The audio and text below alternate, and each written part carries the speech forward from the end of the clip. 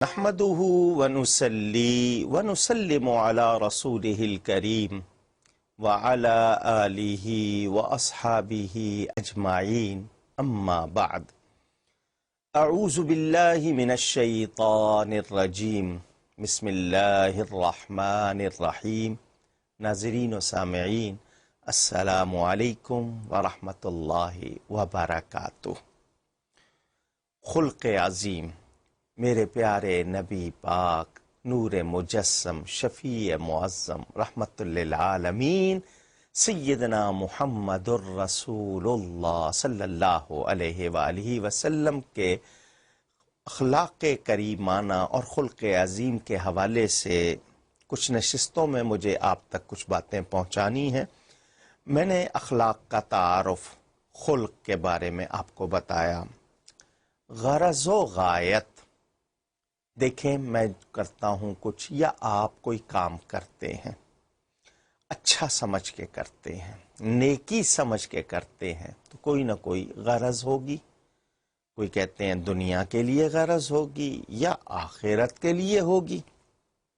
مومن کو ثواب کا لالچ ہوتا ہے۔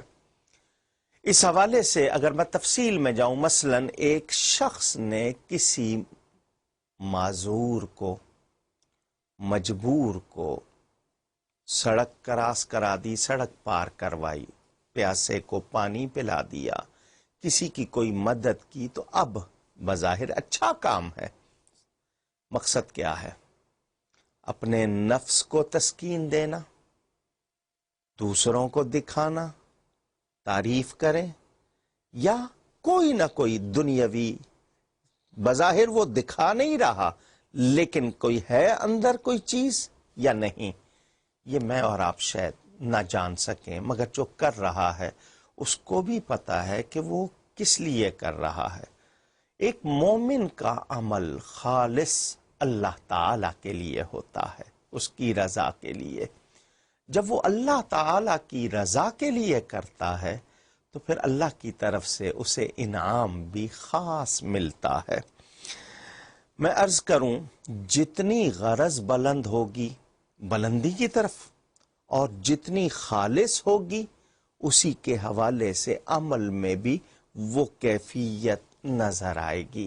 ایک آدمی سچائی سے، میں بہت چھوٹی سی مثال دے دوں، مثلا ایک ٹریفک کانسٹیبل ہے، سڑک میں کھڑا ہے، اس کا کام ہے گاڑیوں کو اشارہ کرنا، روکنا یا گزارنا، تو وہ بے دلی سے کر رہا ہوگا، آپ کو نظر آئے گا، اور اگر بہت ہی زیادہ چستی سے کر رہا ہوگا تو بھی نظر آئے گا۔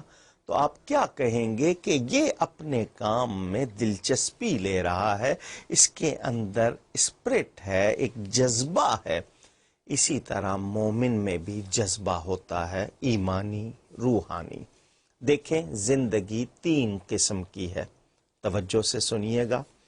ایک ہے حیوانی زندگی، ایک ہے انسانی زندگی، اور ایک ہے ایمانی زندگی۔ اگر آپ نے یہ سمجھ لیا تو بہت فائدہ ہوگا۔ حیوان، جس کو ہم جانور، اینیمل کہتے ہیں، جو چاہتا ہے جہاں چاہتا ہے کرتا ہے، کوئی پرواہ نہیں کہ کوئی دیکھ رہا ہے یا کیا سمجھ رہا ہے، اس کو جو کرنا ہے وہ کرتا ہے۔ تو اگر بشر، آدمی، انسان بھی ویسا ہی کرے جو اس کے من میں آئے، پرواہ نہ کرے، تو پھر یہ حیوانی زندگی ہوگی کہ جو من میں آئے وہ کر لیا، جیسا چاہا، جہاں چاہا۔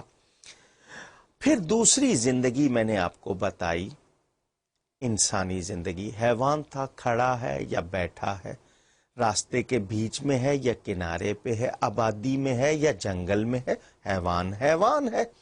سدھایا ہوا بھی ہو، وہ پالا ہوا بھی ہو، اس کے باوجود وہ حیوان ہے، جو آیا اس نے کیا۔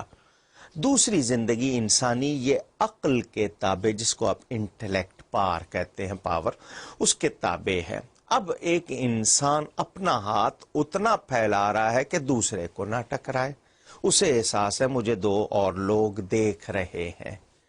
یہاں وہ عقل کے تابع ہو گیا۔ عقل جتنا اس کو سکھا سکتی ہے، بتا سکتی ہے، یا اس کی عقل میں جتنی صلاحیت ہے وہ اس کے مطابق جتنا اس پر عمل کرے.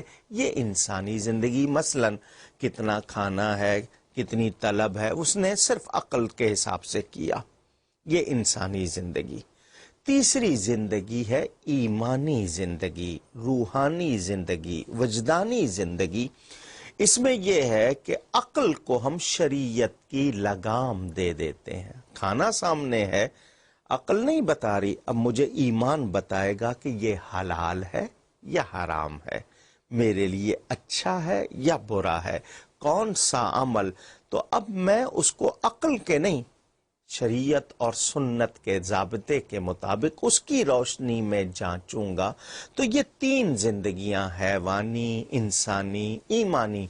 ایک مسلمان بھی اگر حیوانی طور پر خواہشات کا غلام بن جائے یا صرف عقل کے تابع ہو جائے تو پھر اس کو ایمان کی لذت اور حلاوت نہیں ملتی، اس کی زندگی میں وہ خوبی نہیں آتی جو ہونی چاہیے.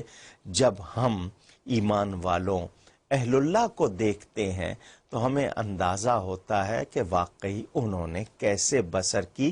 سیدنا صدیق اکبر رضی اللہ تعالی عنہ سے لے کر تمام صحابہ اور پھر تابعین اور پھر ان کے غلام اور ان کی پیروی کرنے والے، ان سب کو دیکھیے تو آپ کو اندازہ ہوگا.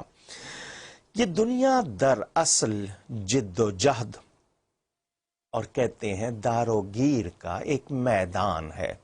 دار العمل، کلاس روم، ایگزامینیشن ہال.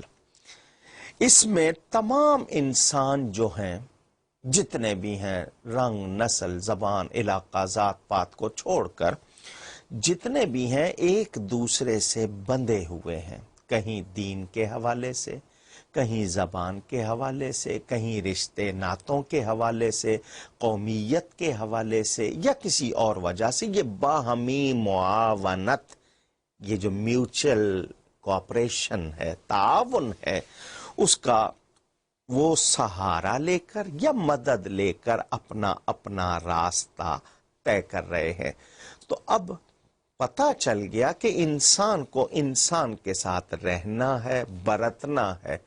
تو اس برتنے میں، رہنے سہنے میں، بولنے چالنے میں عمدگی اور خوبی لائیں گے تو اس میں زندگی آسان بھی ہوگی، اچھی بھی لگے گی. بس یہی اخلاق کا فلسفہ ہے. اتنی سی بات ہے. میں آپ کو آپ کے اچھے نام سے پکاروں گا، آپ کو اچھا لگے گا. میں آپ کا نام بگاڑ کر یا اس کو اچھے انداز میں نہیں پکاروں گا، آپ کو اچھا نہیں لگے گا. ایک بات یاد رکھیے گا، یہ وقتی عمل ہوتا ہے، چھوٹا سا ہوتا ہے، مگر مزاج بن جائے، عادت بن جائے تو پھر یہ زندگی کا لازمہ ہو جاتا ہے اور پھر ایک سے دوسرے، دوسرے سے تیسرے تک چلا جاتا ہے. اس کا اثر کیا ہوتا ہے؟ مثلا ایک باپ اپنے بیٹے کے سامنے اگر زبان سے غلط لفظ نکالے تو وہ بیٹے کو کیسے روکے گا؟ کیونکہ غلطی تو اس نے خود کی ہے. اس نے جو بھی لفظ ہے، اب بچے کی آبزرویشن کہ وہ فوراً پکڑ لیتا ہے، کیچ کر لیتا ہے، نتیجہ کیا نکلے گا؟ تو ہمارے بہت سے کام ہمیں لگتا ہے صرف وقتی ہیں، دوسروں پر اثر انداز نہیں ہو رہے، مگر وہی معاشرے میں کبھی کبھی اس طرح پھیل جاتے ہیں کہ پھر ہمیں ان کا اتنا ہلکا پن لگتا ہے، ہم نوٹ ہی نہیں کرتے، اور وہی ہمیں اخلاق کی بلندی سے گھیرا کر پستیوں میں ڈال دیتے ہیں. پھر اس قوم میں خوبیاں نہیں رہتی. آج بھی یہ شکریہ کہنا، ادب، آداب، یہ لوگوں کے رکھ رکھاؤ، وزاداری وغیرہ، میں اس میں وہ بلا وجہ تکلف یا نمائش کی بات نہیں کر رہا، ان تکلفات کی جو بوجھ ہیں ان کی بات نہیں کر رہا. فطری آداب، خوبی والی چیزیں، ان کی بات کر رہا ہوں. ایک گھر میں میاں اور بیوی کے درمیان، ماں باپ اور اولاد کے درمیان، بہن اور بھائی کے درمیان، پڑوسیوں کے درمیان جب یہ چیزیں ہوں گی تو اس کا نتیجہ کیا نکلے گا؟ کہ معاشرے میں خوبیاں رہیں گی. لوگ ان چیزوں کو ایڈمائر کریں گے، پسند کریں گے، اور پھر کیا ہوگا؟ لڑائیاں نہیں ہوگی. یہ جبری قانون سزاؤں کے کیوں بنائے جاتے ہیں؟ اسی لیے کہ ہم کبھی کبھی نہیں بلکہ ہمارے ہاں تو دیکھا جائے اکثر ہم اپنی خواہشات کی تہذیب نہیں کرتے، یعنی ان کو درست نہیں کرتے. خواہشات تو ہوتی ہیں، ان کی تہذیب کر لی جائے تو وہ خواہشات بھی پوری کرنے میں مسئلہ نہیں. لیکن میں اپنی خواہش کی تکمیل کے لیے سب کو تکلیف دوں. جیسے میں آپ کو آسان بات سناؤں، حجر اسود کو چومنا بہت بڑی سعادت ہے.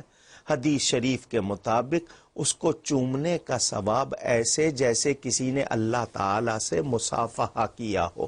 اللہ تعالیٰ جسمانیات سے پاک ہے، مگر حدیث شریف میں یہ آتا ہے. اب لازمی بات ہے جگہ کم ہے، ہجوم بہت ہے، لیکن میں تھوڑا بہت تو زور لگے گا، بالکل تو نہیں ہوگا، لیکن اتنا کہ میں دوسروں کو دھکے دوں، کچلوں، تو پھر میں ثواب نہیں پاؤں گا. کیوں؟ کہ میں اس نیکی کو حاصل کرنے میں 10 کے لیے یا زیادہ کے لیے جو اذیت کا سامان کر رہا ہوں، اسلام اس کو پسند نہیں کرتا. یعنی اتنی تکلیف دینا. تو یہ یاد رہے کہ اخلاق کا فلسفہ صرف اتنا ہے کہ میں خود بھی اپنی ذات کے لیے مفید رہوں اور میری ذات سے دوسروں کو بھی نفع پہنچے ہر طرح. یعنی میرا رہنا سہنا. اب آپ کہیں گے کہ جی اس طرح تو ہم پابند ہو جائیں گے، یا کیا مطلب ہے؟ تو دیکھیے، آپ دنیا کے لیے بہت کچھ کرتے ہیں. کیوں کرتے ہیں؟ تاکہ آپ کی بات بنی رہے، دکھانے کے لیے. آپ اکیلے میں ہوتے ہیں اور دوسروں کے سامنے آتے ہیں تو آپ میں کچھ تبدیلی تو ہوتی ہے، تو وہ آپ بنا کر رہے ہیں. تو وہ جو اچھا دکھانے کے لیے آپ کر رہے ہیں، اسی کو آپ اپنی عادت بنا لیں تو کیا مجبوری ہوگی؟ دکھانے کے لیے اگر 4 گھنٹے دفتر میں آپ اچھی طرح گفتگو کر رہے ہیں تو اس 4 گھنٹے کو 24 گھنٹے کی عادت کیوں نہیں بنا لیتے؟ پورے گھر میں بھی وہی ہو جائے. آپ بچوں سے، بڑوں سے، ہر ایک سے اس طرح بات کریں. میں بھی اور آپ بھی. یہ نہ سمجھیے گا کہ میں خود کو اس سے نکال رہا ہوں، مجھے بھی اور آپ کو بھی. اگر یہ کوشش جاری رکھیں گے تو یقیناً بہت فائدہ ہوگا. یاد رہے، میں اس حوالے سے کچھ واقعات اپنے پیارے نبی پاک صلی اللہ علیہ وآلہ وسلم کے سناؤں گا. میں نے اپنے طور پر جتنا اندازہ کیا تقریباً 4000 احادیث مختلف ابواب، چیپٹرز اور عنوانات یعنی ٹاپکس کے لحاظ سے اخلاق کے حوالے سے ملتی ہیں. اب میں ارشادات نبوی بھی سناؤں گا آپ کو اور ان کے کچھ واقعات، تاکہ میں اور آپ جو ان کا میلاد مناتے ہیں، ان سے محبت کرتے ہیں، ان کی ان باتوں کو اپنا کر خود کو سنواریں اور کامیاب بنائیں. مجھ سے گفتگو میں کہیں کوئی غلطی ہوئی ہو، اللہ کی بارگاہ میں توبہ کرتا ہوں. آئندہ نشست میں ملاقات ہوگی. والسلام علیکم ورحمۃ اللہ وبرکاتہ.